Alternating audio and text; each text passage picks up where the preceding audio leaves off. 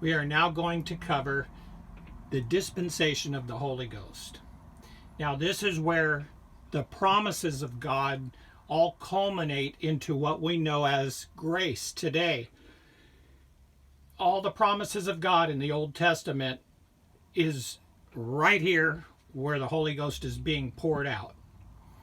Okay, so they were told to go to Jerusalem. The disciples were in Jerusalem when this event happened. Let's start in Acts chapter 2, and we'll just start reading at verse 1. And when the day of Pentecost was fully come, they were all with one accord in one place.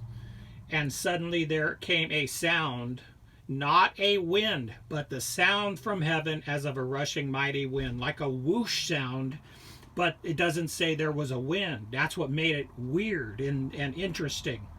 And it filled all of the house where they were sitting. And there appeared unto them cloven tongues like as of fire, and it sat upon each of them. So there was actually a visible sign that they had received the Holy Ghost also.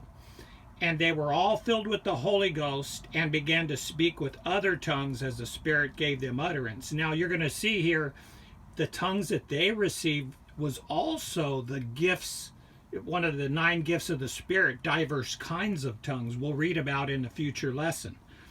And there were dwelling at Jerusalem Jews, devout men out of every nation under heaven.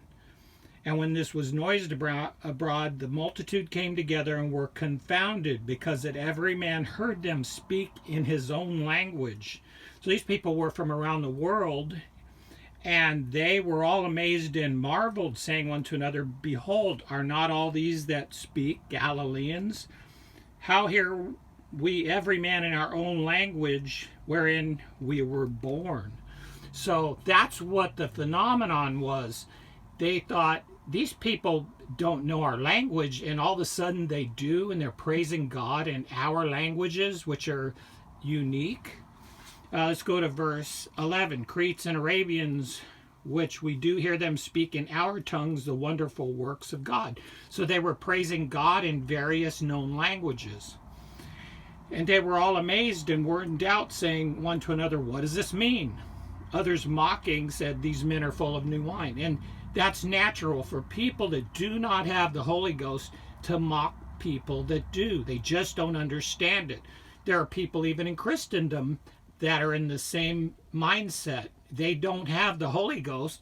They call themselves Christians, and they mock those that have supernatural gifts.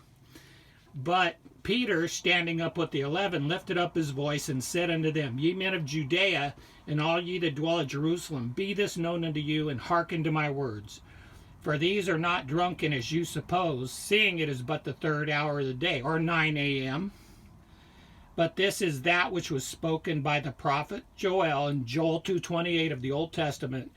It shall come to pass in the last days, saith God, I will pour out of my Spirit upon all flesh, and your sons and your daughters shall prophesy, and your young men shall see visions, and your old men shall dream dreams.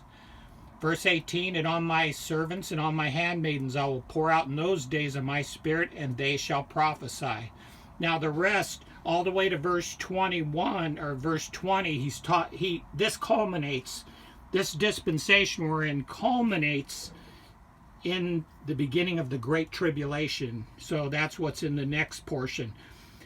Now he starts preaching to them, verse 21, And it shall come to pass that whosoever shall call on the name of the Lord shall be saved.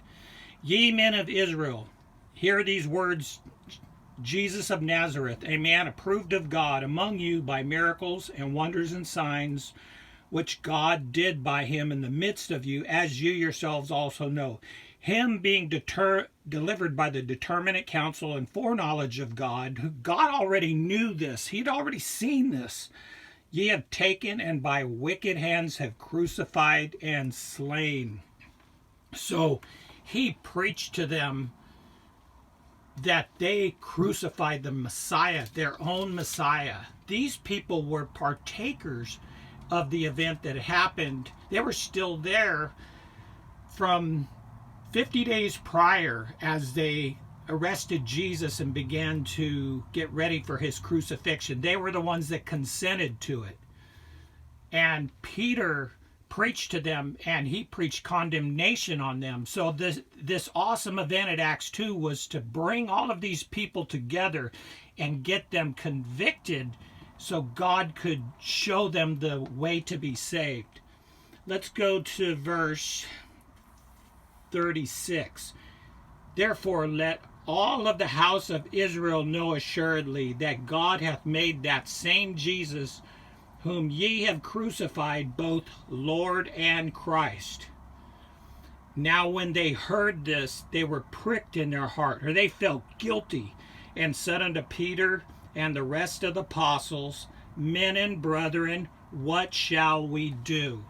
How do we recompense for this horrible thing we did of murdering our Messiah? We get it, we see it, we understand this is an Old Testament prophecy that we're part of, that we crucified our Messiah. How do we fix this?